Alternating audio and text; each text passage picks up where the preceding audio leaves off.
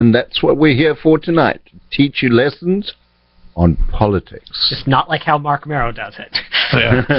It'd be a blessing to teach you a lesson. That lesson was putting you on your rear. Yeah, with that tutti frutti of his. Yeah, well, that's what's happening to Jeb. Yeah, that's right. He got the tutti frutti from Donald Trump and Ben Carson and Marco Rubio, who I believe is who the establishment is going to coalesce behind now. Question. Since the last debate, what happened to Carly Fiorina? She just disappeared off the scene. As a matter of fact, all these polls show her going down significantly after that first bump that she got after the debate. The trend has gone straight pretty much down. I think part of her problem is she spends an extraordinary amount of time criticizing other Republicans, and she doesn't do it quite as, let's just say, she hasn't got the finesse. And she's not as good at it as Trump. Let's just put it that way, all right? She does best when she's criticizing Democrats and Hillary Clinton in particular. But I haven't seen or heard of her for weeks. And that's another good question. She hasn't been getting the FaceTime, and that's up to the media. So I don't know if her campaign is being guarded with her or not. I know we reached out to them, I don't know, about 4 or 5 weeks ago, and then they kind of put us out, just put us off. Maybe we'll try to reach out to her again. We'll see what happens after this next debate, which is going to be Wednesday night. Yep. It's going to be CNBC, and it will be 8 o'clock. So that's Eastern Standard Time, and the earlier debate will be at 6 o'clock. And it'll be 10 people, the same 10. There was 11, but it'll be the 10 minus Scott Walker from last time. And maybe if Jeb Bush were to get out between now and then, then there would be maybe 9. I think I'm not so sure that at this late stage, and of course I guess it would be up to MSNBC or CNBC. Would they want to fill that slot with one from the lower, or if that would make the lower debate perhaps less of a, I don't know. We shall see what they decide. Should anybody else, including Jeb Bush, get out between now and Wednesday at 8 o'clock?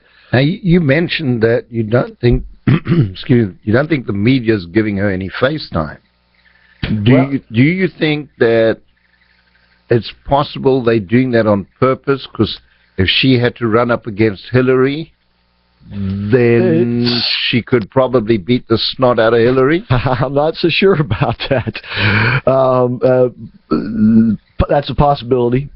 It's quite possible that they didn't want to promote her in that fashion.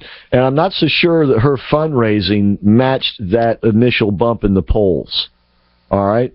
And we'll see, when Carl joins us later on in this hour, if she is an effective social media-ite. All right? Because that seems to be playing a big role, especially in fundraising. So perhaps he can maybe fill in some of the blanks with her. But once again, I think that I don't want to rehash anything that's going to put Donald Trump in a bad light or her at the same time. But as he called it, that face, what he's saying is that persona she just doesn't come across as friendly enough. And this is where I'm not so sure she could beat the snot out of Hillary. The problem with Hillary is she'll lie to you through her teeth as she's smiling at you all the while. I mean, she kind of reminds me of a chipmunk. The other day as I was watching the Benghazi hearings, I was trying to figure out, I know her overall stature is that of a pear, right? But let's focus on a pear, yeah. Pear of what? Oh, P-E-A-R. Yes. If I would have to say pair of what, I would say pair of tree trunks that she walks around on. But I'm not going to go there. But that face, when she smiles, especially when she smiles without showing her teeth, those dimples? Pimples? Yeah, and the little cheeks, just pop out, just perfect round, just like a little chipmunk or something. And that's on camera going over the internet. But you know who Hillary reminds me of? Am I right or am I right?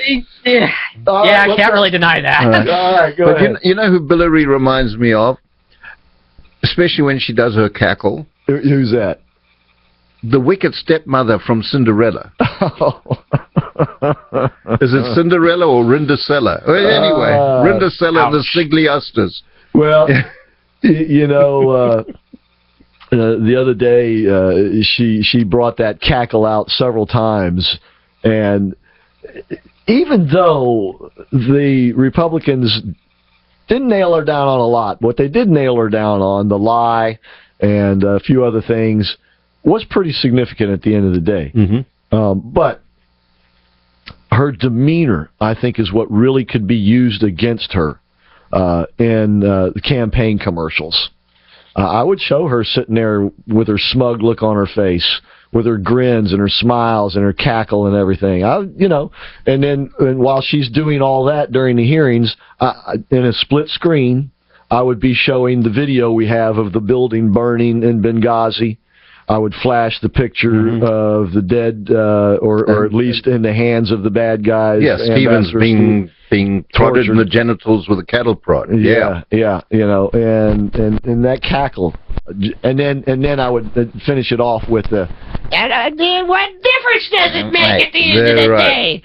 Right, and so there was a lot of material that can be used against her, and the Democrats. After the first debate, and by the way, I believe pretty much, as I've said, politics is like professional wrestling. That's why we use wrestlers, I shouldn't say use wrestlers, but why we have wrestlers on the show, why we use wrestling. Terminology. Exactly, terminology to explain, and the whole wrestling experience as a metaphor, if you will, for politics, because they're working essentially on the same level. And what I mean by that is they're working on sort of this emotional gut level.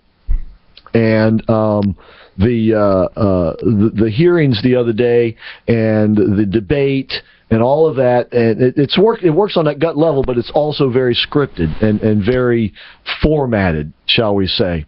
And everything that we see in politics, it's like we're only being given part of the story. It's staged. Exactly. And it's staged for our consumption. And so this past week or 10 days with Hillary Clinton, from the debate through the hearing, and she's the one who wanted a public hearing. Most of the witnesses they have interviewed, like Blumenthal, Cheryl Mills, Uma Abedin, have all been in private. Right. And they offered her the same consideration. She didn't want it in private. No, because she knew she was going to lie through her teeth. Right. And that she was going to be effective at it. Not only that, it was a way to raise money, and it's pouring into her coffers. Because it fits right into her campaign motif. Exactly. Which is, I am the champion because I'm out there fighting for you. The whole thing was a fight, in essence. It was a match. It was a wrestling match.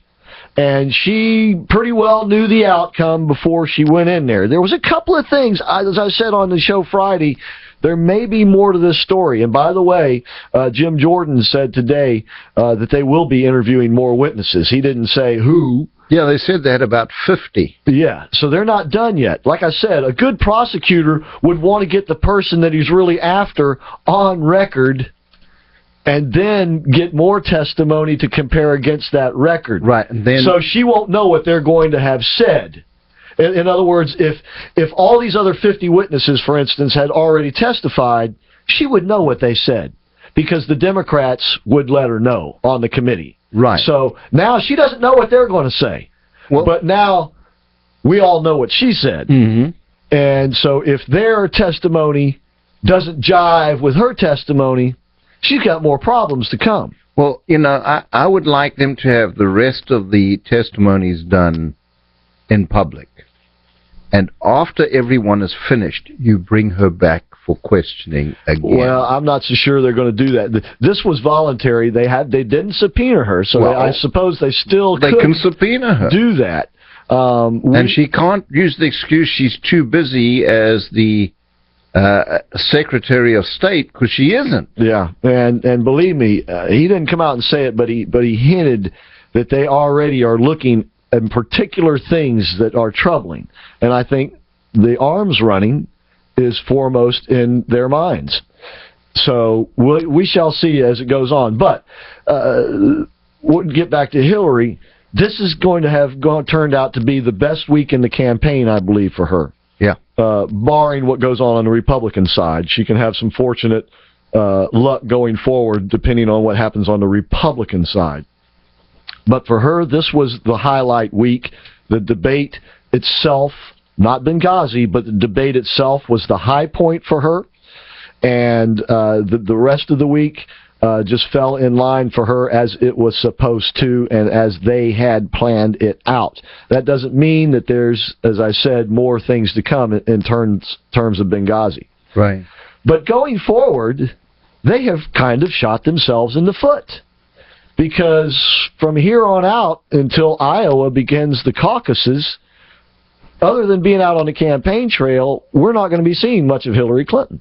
Well, because their scheduled debates, which originally they wanted as little attention as possible, now will not be a platform for her momentum. The debates for the Democrats are on Saturday nights.